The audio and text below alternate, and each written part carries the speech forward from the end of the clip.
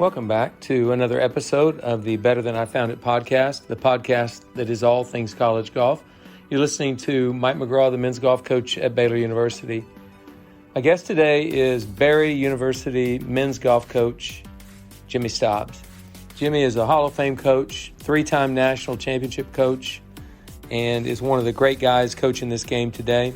He and I talk about the challenges of coaching a Division II team and actually some of the advantages that there are as well. But basically, Jimmy gives you his philosophy of coaching, what's made him successful, and things that he thinks are challenges for coaches in general today. He's a great storyteller and a really good friend of mine. I hope you enjoy.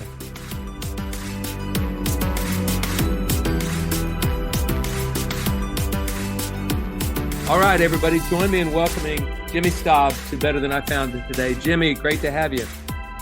Thanks for having me, Mike. You know, I've been wanting to have you on here for a long, long time, and your former assistant coach, Ryan Hand, is the one that precipitated this. I've been thinking about this, but at the state junior last week, he said, how come you don't have Jimmy Stobbs on your podcast? And I said, you know what? That is a problem. I need to make that happen. So thank you for joining me today. It's just great to have you. Looking forward to it. Yeah, Ryan's doing a great job, man. He's recruiting up a storm, up here in Texas. Yeah, he's a great guy. Has a lot of passion for the game. He's going to be a great coach. Yeah, you did a great job mentoring him. So let's talk about you, Jimmy. Before we get into, I have a bunch of coaching questions. I have a question about the transfer portal. I've got a question about LIV. I've got all kinds of stuff to talk to you about today. But what I'd like to do is, for my listeners, is to give a little bit of your background. You're coaching at a Division II school, and you're a Hall of Fame coach. You've won 3 national championships. You obviously are a good coach. But what got you into coaching initially? What was your background? I know you're a really good player. Get us up to speed about how you got to Barry. Okay, I played golf at Georgia Southern University. I ended up transferring to Florida Atlantic. I was the number 5 player on a very good team. At that time, they were Division II. If you played me for money, you couldn't beat me. But in tournaments, I struggled. I couldn't break 75. And when I graduated, I decided to turn pro. I didn't tell anybody I was turning pro because I was too embarrassed to tell them. But I had a dream to play on the PGA Tour and to win the Masters.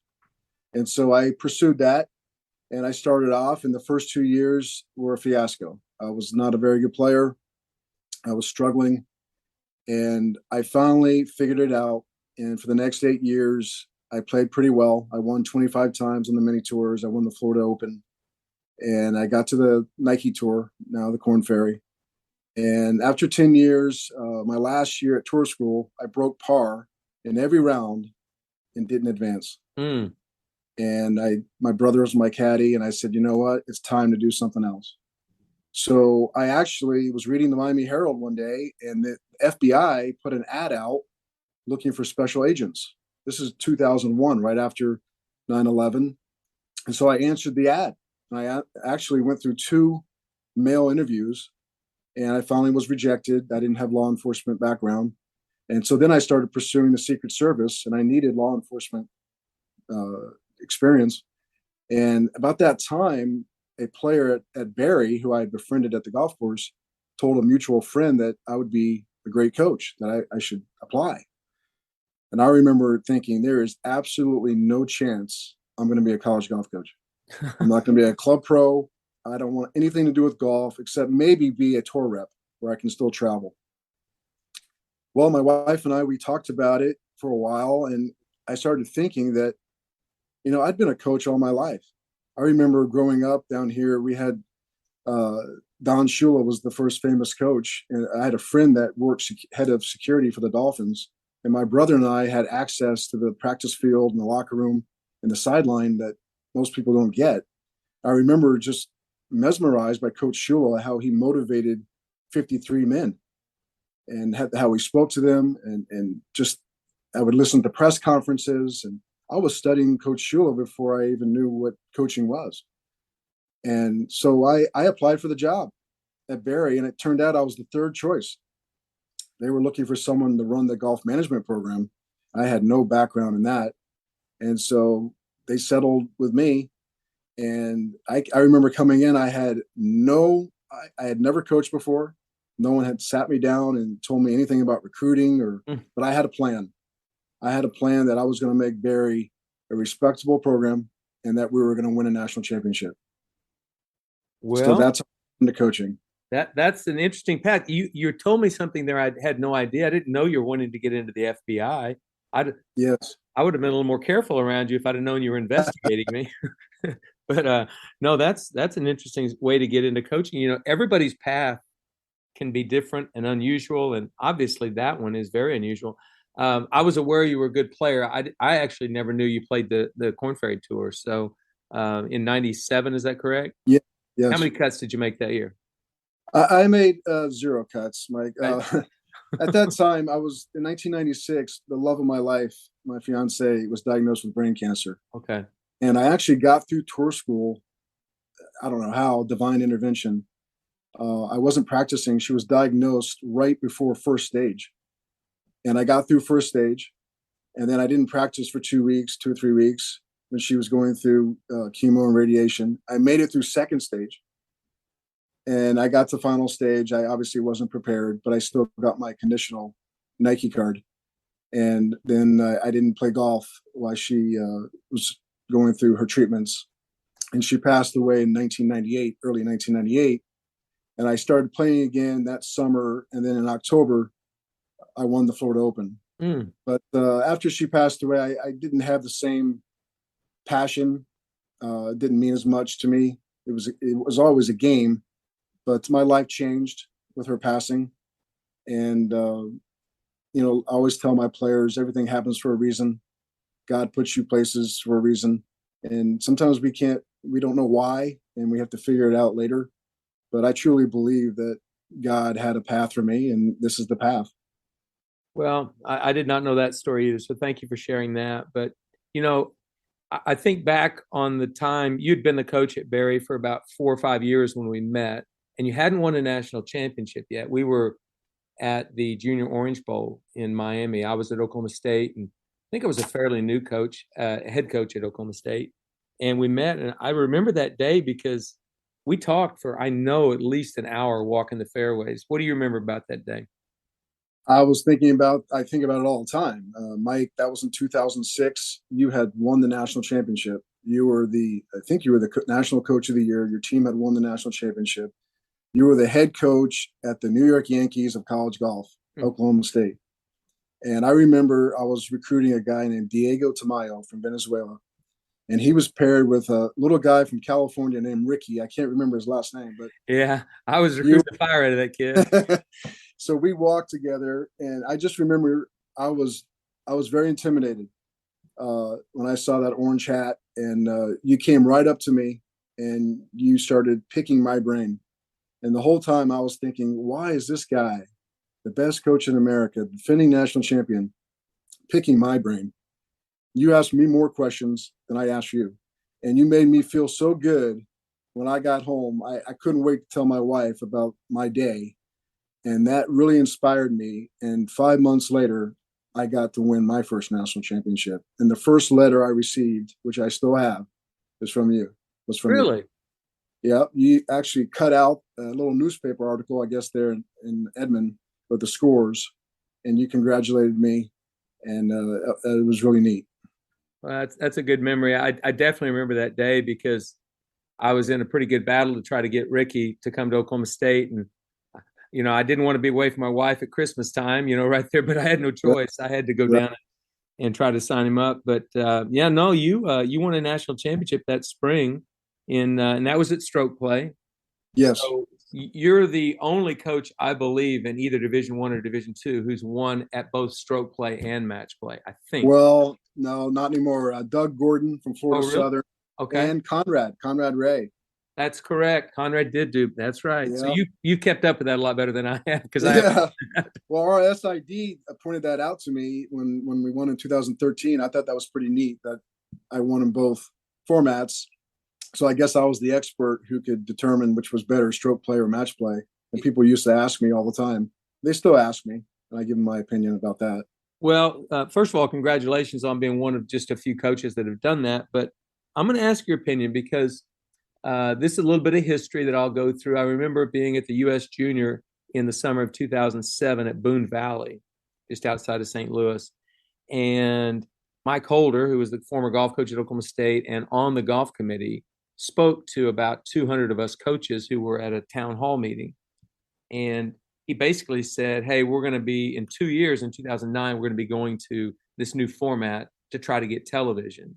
And it will be, 30 teams start the event, and you cut it down to eventually 8, and then those 8 go in a bracket.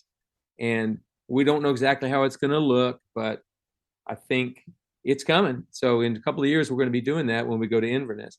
And so that was kind of a shock to me because Mike worked down the hall from me, and I still didn't know this because he had to keep it secret. He wasn't allowed to tell anybody until that time. But anyway, Mike and I met in Stillwater, and he said, how do you want this to look? And I said, well, I think it ought to be stroke play matches, medal match. And he said, that's probably a good idea, but it never worked out, and he wasn't able to push that through. And so it became match play. And so every single year I've talked to people about, everybody thinks that match play is the only exciting format to actually play you versus me for 1 point. And I win 5 and 4, or I win 3 and 2. I have contended from day one, and Division II does this. So I'm going to ask your opinion. Do you like the medal match format where your number 5 man plays their number 5 man, a 72 beats a 73? Do you like that to get a point for the team? I do like the medal match format better. And I'll tell you why. And I've talked to Division I coaches about this. Let's say the Division I national championships at Sawgrass, TPC Sawgrass. I mean, we all watch the players every year. When they get on the first tee, as soon as they tee off, the announcer always says, oh, it's a beautiful drive down the middle of the fairway, but he still has number 17 looming.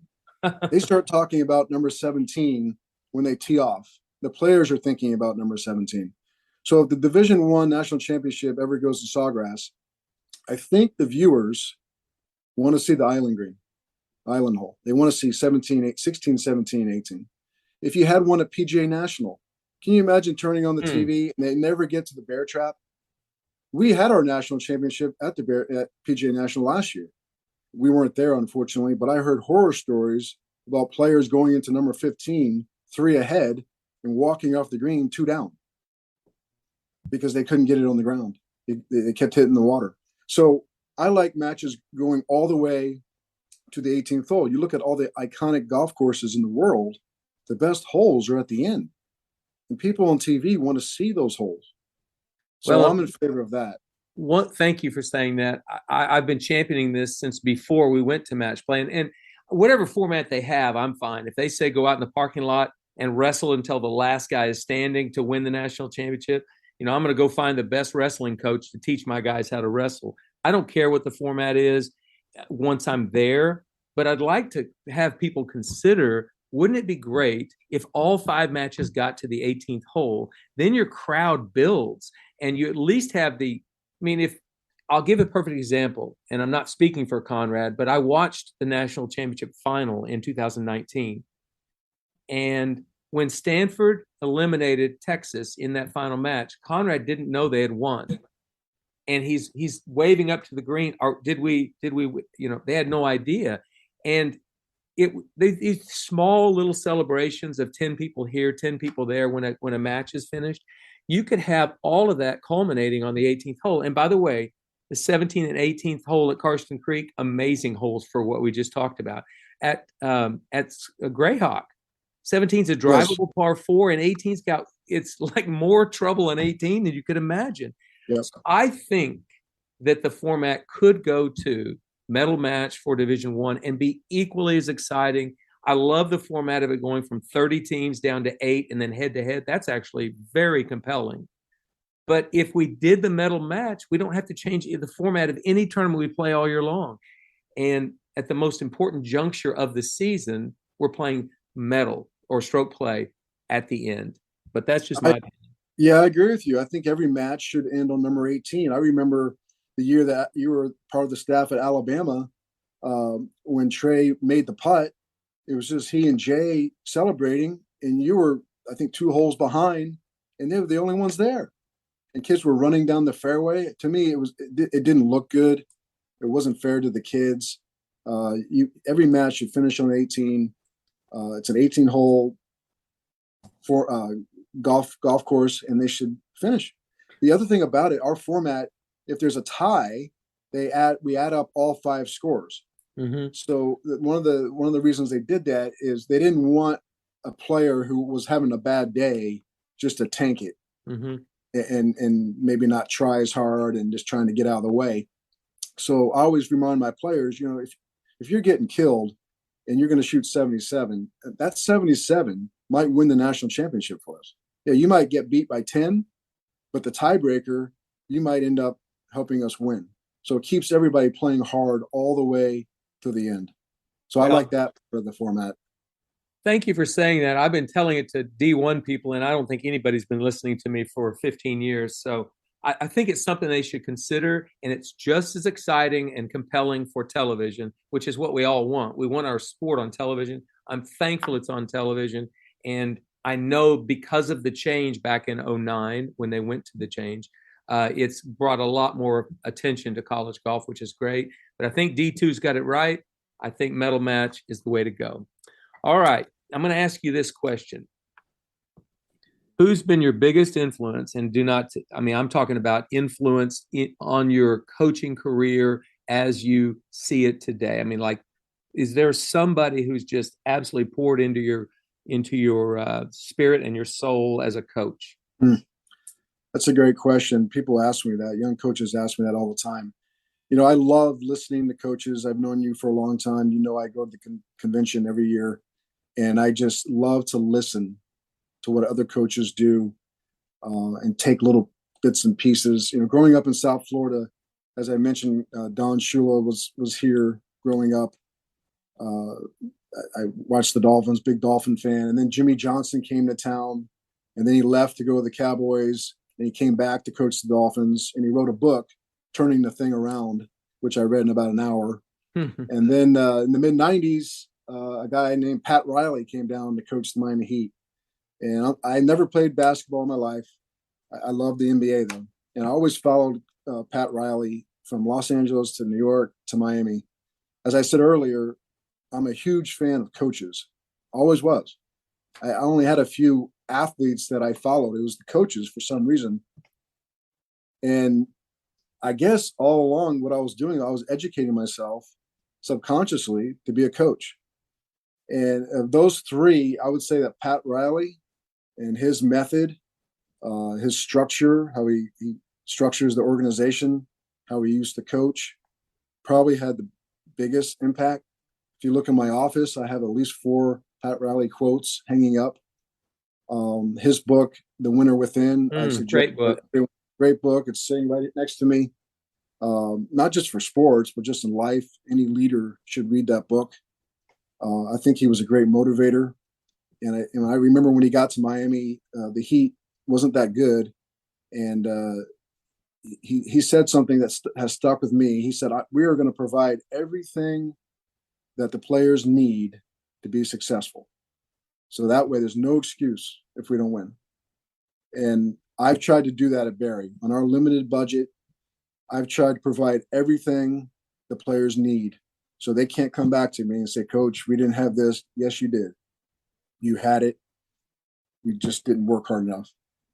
So I would say him for sure had the biggest influence. But like I said, I love listening to coaches. I love listening to you.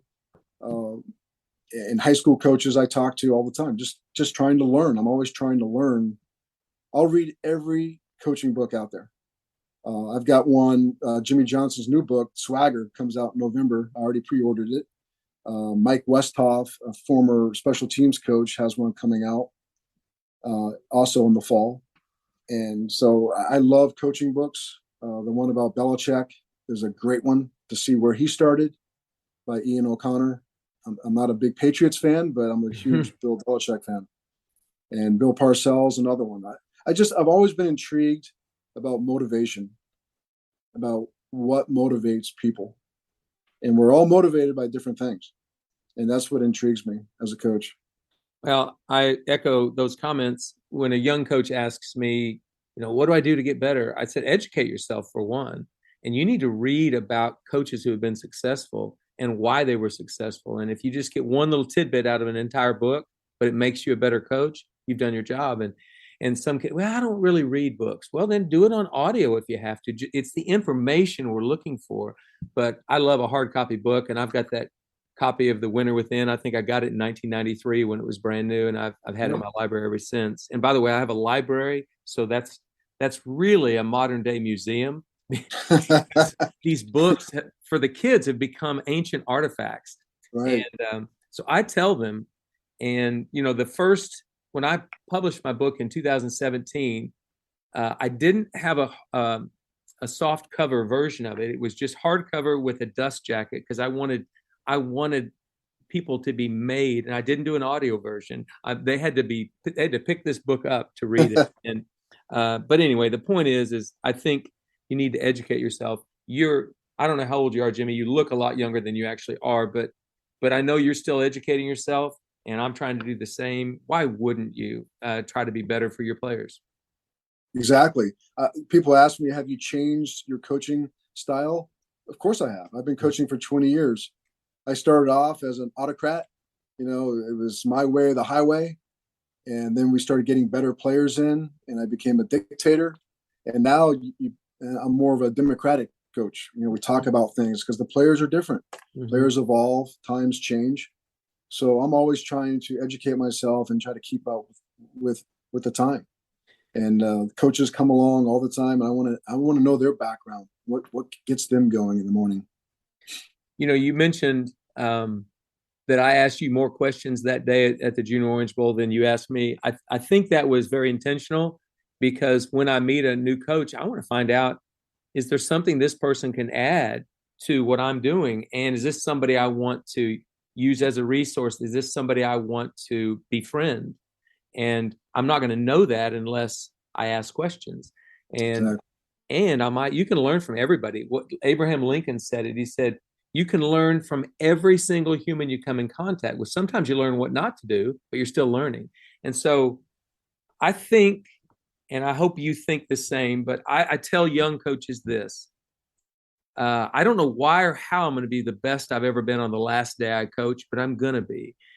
Just because you're getting older and just because maybe the results aren't what you want or whatever, doesn't mean you can't be getting better as a coach.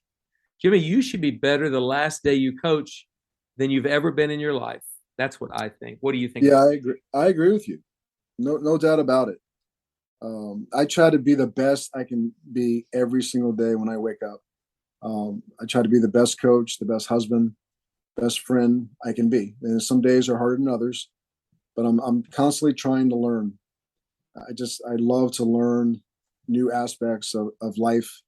Right now, we're all being tried with things that are happening around the world in our country, how people act and how they treat each other. And I was raised in a good family, that you work hard, you treat people with respect, and you do the best you can. And I try to relay that message to my players. Well done. I love that. And I think that's why I respect you as a coach, because I know that. I'm going to ask a question. I didn't prepare you for this one, I don't think, but that was, what are the three most important qualities or characteristics of a great coach? Now, maybe you've got more than three or whatever, but three that stand out, like, gosh, if a guy has these qualities or characteristics, it's probably going to help him be a better coach or a great coach. Yeah, I always tell my players, and it goes with coaches, you have to have goals. You have to be goal-oriented. And it's easy to say, okay, what's your goal? I want to win the national championship. That's great. That's the outcome goal. But then you have to get to the performance goals and the process goals. And those are the hard ones. Okay, to win a national championship, you have to perform well.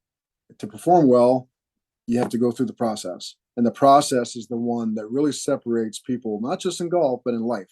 Because some people are willing to work and others are willing to just watch them. So I think you have to have goals. The next one is structure. I remember taking over the program back in 2002. There was no structure. There was no discipline. I made it very clear from the first meeting that this is the way it was going to be, that we were going to do it on these days. We were going to do this, that. And the players appreciated that. To this day, I still type up a schedule that is probably 2 months in advance.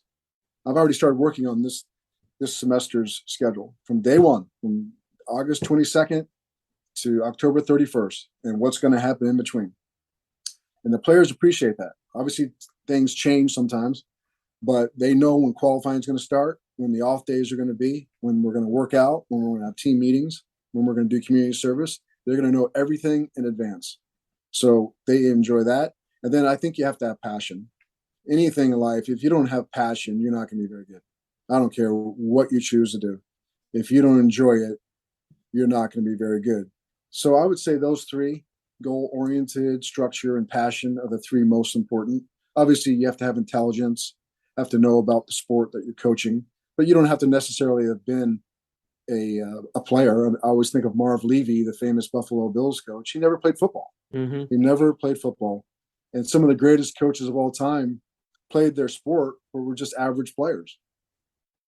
And I find that pretty neat. Dave Williams at the University of Houston, in a different time, there weren't as many competitive teams in those days, but he won 16 national championships and wasn't a golfer. What he was a people person, and he studied people, and he knew people, and he knew what made people tick. And if you talk to Jim Nance today, he would tell you, that man changed my life. Well, he wasn't a golfer, and yet he had the most successful program in the country. And Mike Holder tells a story in the spring of 1977, very first tournament. Oklahoma State beat Houston by 50 shots. Wow. 50 shots in Arizona. And Houston had a great team that year. And so Mike went up and Dave congratulated him. And Dave looked at him and said, Coach, come June, you're going to want some of those shots back. And Mike kind of looked at him with a quizzical look like, what does he mean by that? And sure enough, Houston won the national championship that year. And Oklahoma State finished runner-up. Dave Williams knew what he was doing, and he was not a golfer. So all three of those, goal-oriented, structure, and passion. You don't have to be a golfer to do that as a golf coach, do you? No, you don't. No, you don't have to be a golfer. I lead young people all the time. Kids come in my office, just normal students, asking me for advice about what they're going to do when they get out of school. And I ask them, what's your goal? Where do you see yourself in 5, 10 years? You see yourself owning a business? All right, how are we going to get there? It's easy to say it, but how are you going to get there? What's the process? What do you have to do? And then you have to have structure. And of course, obviously, you have to love it. You got to love what you're going to do. You can't do it just for the money because you're going to be miserable. I know a lot of people that do things just for the money and they're miserable, absolutely miserable. So you have to figure out what really gets you excited. Really good advice there. So you're a Division II coach. I'm a Division I coach. But to me, there is no difference. We're coaching. And coaching transcends all levels of sport. So there are great Little League coaches in small towns. There are great NBA coaches. There are great Division II coaches, Division I coaches. I'm going to go back to a comment that Lee Jansen made, who played at Florida Southern, a Division II school. And Lee told me in a podcast a year or so ago, he said, all these people, and I'm paraphrasing, he said, all these people were telling me, Division II, Division I, he was saying they were talking about the level of golf I was playing. He says, all I knew was I didn't know if I was playing Division I or Division II. I was just playing college golf. And I didn't see a difference. All my job was to get better. And so when he said that, I thought that's fantastic. Young kids need to hear that because every kid has a dream of being at a Power 5 conference, Division I, best team in the country. And that's a great dream, but not every kid can get there. You need to go someplace you can develop. So you as a coach must develop players that have dreams. Talk about that Division II style. Well, first off, no little boy, when they're growing up, wakes up and says, I can't wait to go to Barry University. Right. Nobody in junior golf is carrying a Barry University head cover. So I have to convince young men, boys, to come to my school. And what I try to do is what you just said, is try to develop them by playing in tournaments. I always tell them, listen, if you're going to get a scholarship to a Power 5 school and you're going to play, go. You need to go. I would go. But if you're just going to sit on the bench for 2 or 3 years and play once in a while, the guy that plays for me for 4 years and plays 48 tournaments, when you guys turn pro, my guy's going to kick your butt because of experience. Remember, golf, we're playing golf courses. We're not playing against, it's not like football where the guy across from you is 300 pounds and can bench press 500 pounds. You're playing golf courses. And we play all over the country, from California, Texas, to the Midwest, the Northeast. And my players are developing their skills by playing in tournaments against really good players. And so I think that's what I try to convince some of the junior golfers. Again, the superstars, I know where they're going to go, but it's that's next level, the mid-major players, where I try to steal them away. Well, okay, let's talk about that. Recruiting. I mean, Yeah. I know how recruiting is looked at Oklahoma State and Alabama and Baylor. I knew when I was a high school coach what it looked like to have coaches actually talk to my players. So recruiting is kind of recruiting's changed. It's changed a Yeah. lot. So what do you think the biggest disadvantages are for a Division II coach in recruiting and the biggest advantage? So, because I know there's an advantage, and I learned this a long time ago. I want to see if you have the same. What is a disadvantage? What is an advantage? Disadvantage is what's on my hat. Yeah. I used to kid with Ryan Murphy when he was the assistant out at Texas. I said, why don't we switch hats one day? And let's see how you do. And he laughed and he said, I know, Jimmy, I know what it's all about. A lot of kids think Division II. I think sometimes they think we have three eyes or an extra limb somewhere. They just don't understand until they get here at Barry, and I explain to them what we do, and they see the facilities that we have, and they see the commitment that I give to the program.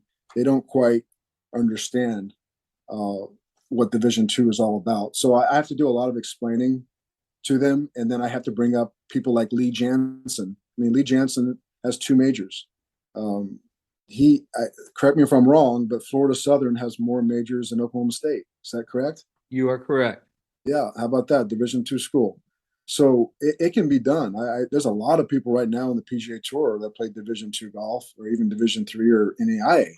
So it can be done. You said the advantage of Division II? There's got to be one.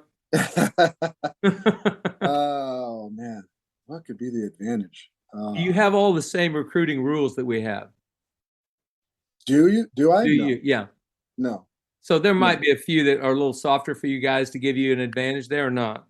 I think so. Like, for instance, the players can ask me anytime for tennis and golf, individual sports. They can ask me anytime for help. That's during Christmas. That's during summer vacation. I can caddy for the players at any of those events. At Division I, you can only do it at Open Or a national championship. National championship, but I can do it anytime. So that's an advantage. I get to spend more time with the players. In terms of recruiting, we don't have a calendar. We can recruit 365 days out of the year. I know you guys have a calendar. So during the Doral Publix, I'm the only coach at Doral recruiting. So I like that. So if you were being honest, there are some advantages, right? There are some, yes. Okay. Okay. Well, I realize it's a different deal, but I will say this. You have had some incredible players, and you've had players play the tour, and you've had players play corn. So I want you to just mention a few of the players you've had at Barry, a Division II school, that have gone on to play professional golf. Okay, I love to tell this story to young coaches because when I first started at Barry, I had this notion that I was going to be able to get all the top players. Didn't matter who they were because we were in Miami. We had great weather, and I was going to be a great coach, and I was going to help them get to the top. And I quickly realized that wasn't going to happen. With recruiting, the first thing I do is I make sure all the top local kids know who I am, and I make an offer. If they want to stay in town, I'm here for them. A lot of the kids want to go away. I understand that, but they know who I am. So I try to keep the local kids. And then I always try to follow and keep up with who the best players are, even though I know that I have absolutely no chance to sign them right away. But I go back to 2000, I believe it's 2010. I was out at San Diego, the Junior World, and the player I went out to watch, he missed the cut. So the final round, I went out to watch the final group, a guy named Adam Svensson from Canada and Jorge Fernandez Valdez. And I walked with Jim Ahern the entire 18 holes. And these two guys put on a clinic. I mean, they stuck out like sore thumbs. And Adam ended up winning the tournament. And I thought to myself, wow, it'd be so neat to be able to one day coach a player like him. I mean, the guy, he and Jorge hit the ball so good. They're great ball strikers. And I just thought, man, it'd be so neat to be able to coach someone like that. So fast forward 2 years later, in the fall of 2012, we were ranked number 2. We had a very good team, but Nova Southeastern was really strong. They had Ben Taylor, who was the best player in the country, ended up transferring to LSU. Ben was a great player, but we had a really good team, but we just needed one more player. And we were out at Monterey Bay's tournament, and I was talking to T.L. Brown, who was at Chico at the time. Now he's at California Baptist. And T.L. mentioned to me about a kid. He said a kid from Vancouver who had signed at a Division I school, but had an issue with core classes, and he was trying to get him in Chico with an international waiver, but he was having trouble. When he said the word Vancouver, I knew exactly who he was talking about. And I got home, I looked up the contact information for Adam Svensson, and I made contact with his mother and said, is it true that he is not going to be able to go to the school he signed with? And she said, yes. So I started conversations with Adam. He came for a visit. We hit it off, and he ended up coming to Barry. And it was not a full scholarship. I didn't have a full scholarship. I was so worried I was going to lose him.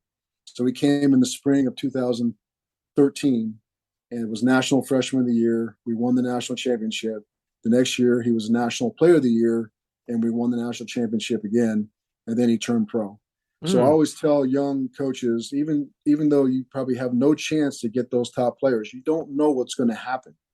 Things happen sometimes, and you have a chance to get them on the rebound. It happened with George Garcia. I knew George when he was a junior golfer growing up here in South Florida. Obviously, he was a top player. He signed with Florida. Things didn't work out, and he called me, and obviously came down here, was National Player of the Year. So I recruit all the top players just because you never know what's going to happen. That's great advice. I haven't heard that story. I always wondered how Adam got to Barry. But that's and he made a big difference in your program. And Mike, just to follow up on that, he told me later on that if I had waited one more hour, it would have been too late. He was going to turn pro, and I was aggressive. I knew that he was going to be a game changer if I could get a guy like that. And I remember the first practice when he started hitting golf balls, the entire team just stopped and turned around. And the guy is a tremendous ball striker. So it's pretty neat. That's awesome. That's a great story. I love that. One of the things I tell young coaches, the most important pivotal moment in the recruiting process, one of the most important ones, is when a player tells you he's going someplace else.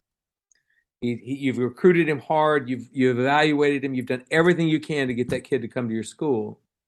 And he calls you up, and that's a tough phone conversation for that kid to begin with. That's not easy because you develop a relationship with him, and he's telling you on this phone call he's going someplace else. That is a moment the kid will never, ever, ever, ever forget in his life, how you handle that moment. So I want to ask how you handle that moment. I know how I try to handle that moment when you're getting told no. Yeah, that's tough. Those are tough phone calls.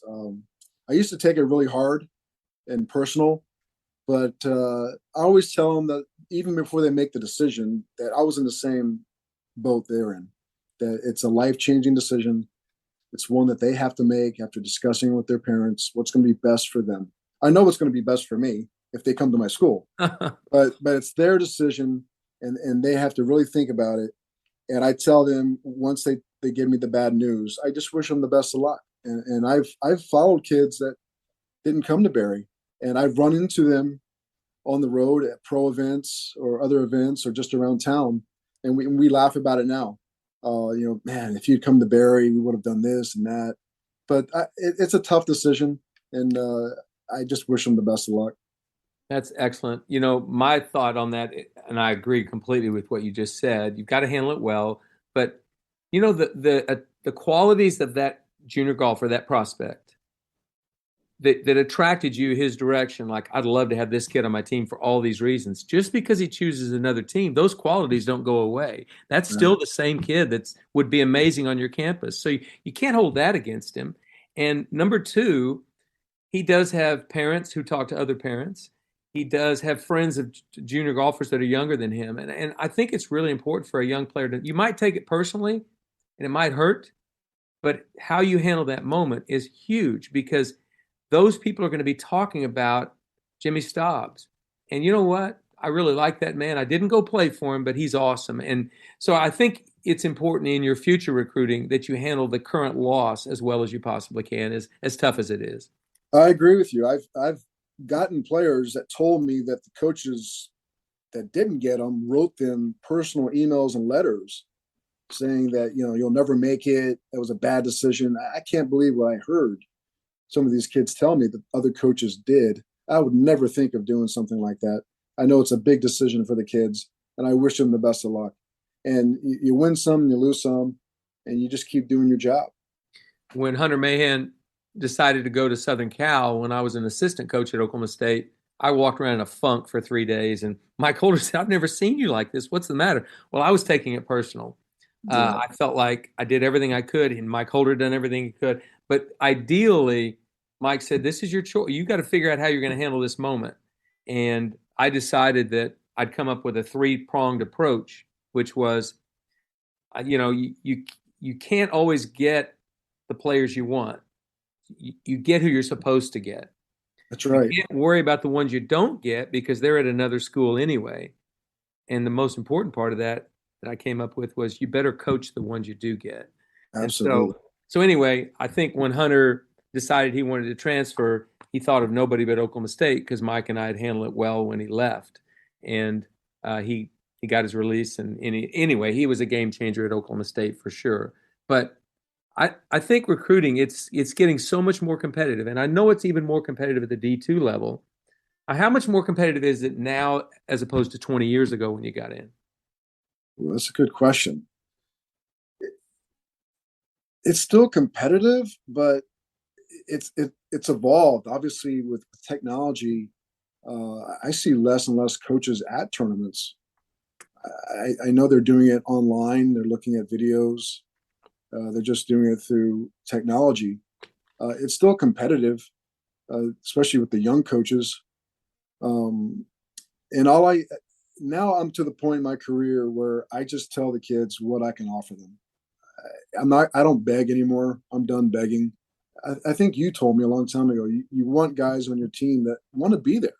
If I have to beg a kid, that means he doesn't want to come here. And I don't want those guys. I want guys that want to come to Barry. I want to work hard and help us be successful.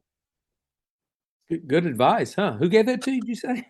I think it was you. Well, I learned the hard way that's important because I did a lot of begging at one time. I do remember that. So let's talk about another thing that's affected recruiting, both at the D2 level and Division I level, and that's the transfer portal. So I'm going to begin, before I get your opinion on this, I'm going to begin by saying a change that must be made, and nobody listens to me. Again, the reason that nobody's, or actually coaches are listening to this, but I've had nobody else say this is a great idea. The transfer portal it's actually a good thing because a kid that is in a terrible situation can go get a better situation. That's true. And so it's good. And I'm not criticizing the transfer portal. I think, though, that we are bypassing an incredible life lesson for a kid, and that is you're going to have confrontation in life, and you must deal with it directly before you move on. And so right now, when a kid wants to go in the transfer portal, he doesn't need to call me. He just needs to get his name in the transfer portal. He doesn't need to meet with me. It's not a mandatory thing. And I think that there ought to be he can go in the portal, but when he does, that sets up and initiates a meeting. So my sport administrator must be there. And then there can be an advocate for the player, which is his parents and whoever else he wants to advocate for him, and himself and me. We ought to have this meeting and, okay, Jimmy, you're unhappy. What could I do? Well, I don't like the way you do this. I don't like the way you do that. You've promised this and you promised that. And coach, I just want out. Are you sure? Because I think I could change. I could do this or whatever. We have this conversation. He decides he still wants to leave. I shake his hand. The administrator signs the release form and it goes. But to me, that would be a way for the kid to at least understand in life, you need to deal with problems head on. What do you think? I agree with you 100%. We've given them an out, just a run for the hills, as I say, when things aren't going well. Instead of sticking it out and communicating with the coach, they run. The portal has really hurt Division II, really hurt it. I can't even get kids to respond to emails or phone calls on the portal. 10 years ago, when a guy that played for Eastern Michigan contacted me, I was the only coach he contacted. He was looking to transfer. He had heard about Barry and he contacted me. He came for a visit. We hit it off. He came here and he helped us win 2 straight national championships. If that had happened today at Eastern Michigan, he would have had other mid majors or maybe some Power Fives because he was a very good player. Snatch him up before I even got a chance to talk to him. I wouldn't even know anything about him. And so I can't even get those guys anymore. They won't even talk to me. And a lot of Division II programs have lost their top players. Now, I haven't been affected where I've lost my top players. I have the best player in Division II, A.J. Ewert. He was National Player of the Year. He won the Golf Stat Cup. He's not going anywhere. He told me that. And I can only imagine how many people have contacted him. He hasn't told me, but I can only imagine. But he's happy here. And I've had other Division II coaches ask me, how do you keep AJ? Because I'm losing my top guys. And I always go back to it starts from day one. If you develop a relationship with your players, it would be impossible for them to leave you. They would feel terrible about it. It's about the culture of the team, your relationship with your players, that they don't want to leave. They know they would hurt you so bad. And that's the case with the players I've had. I've only lost 2 players this year. I had 2 players come in the middle of the spring that wanted to transfer. And I told them, once you go in the portal, it's over here. I'm not going to be paying for you to practice. You're not going to be coming to team meetings. If you don't want to be here, I understand it. I wish you the best of luck, but you're done here. And that's a deterrent for other players to go in the portal at any time during the year, like you said, without even telling the coach, without having a conversation. That's going to deter them from doing that. And I've told other coaches they should have the same policy. I know a top D2 program, his top 2 players were in the portal at the beginning of the year, and they sat there all year, and they were just fishing for programs to go to. And I think that's terrible. I'm not going to be. I think Division II has become like a minor league system for Division I, and I don't like that at all.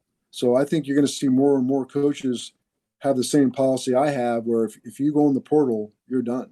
You're not playing anymore for me. I'm going to develop someone else who wants to be here. Again, I wish you the best of luck, but you're done here. By the way, I completely understand the sentiment there for sure. Do you also agree, though, that the portal does give a kid who's in a terrible situation an opportunity to find a better start and a fresh new start? It does. It does, no doubt about it. But the system before, they could have transferred, but they would just have to do the work. They would have to call the 5 to 10 coaches or even more and develop relationships with them. It made them work harder to transfer. Now it's free agency. I mean, there's 540 names on the transfer portal right now. And most of them will stay there, by the way, because I know what coaches are doing. They're combing through their resumes, seeing if they can help them. And most of them are going to stay right there and then try to go back to their original school. I can tell you right now, those guys are not coming back to Barry. They made it very clear they wanted to transfer, and I wish them the best of luck. So another thing that's affected recruiting is in Division I, the squad sizes, because of the COVID 5th year, squad sizes are very large right now. So it's kind of hurt kids that are coming out of high school trying to get spots on the team. Is that the same in Division II? Are the squads a little bigger right now? Yes, for sure. I had 18 players last year on my roster. This year I'll have 16. So yeah, that extra year, and that's caused issues, as we know. I think the NCAA made a big mistake. They should have just given the seniors back in 2020. They should have given them the extra year, but not everybody else that was on the roster. So yeah, that's issues. There's a little bit of a log jam on squads right now. They've gotten bigger, and 3 of my 2019 kids have decided to come back for a 5th year, which I'm actually thrilled by because they're going to have 1 more year to develop and they'll be better players that 5th year. But it has made it a little tougher for kids, and the squads are bigger right now. All right, I'm going to ask a question that I haven't asked a single podcast guest yet, and that is, what do you think about the LIV Tour? What do you think about LIV Golf? The LIV Tour. Well, I'm still learning about the LIV Tour.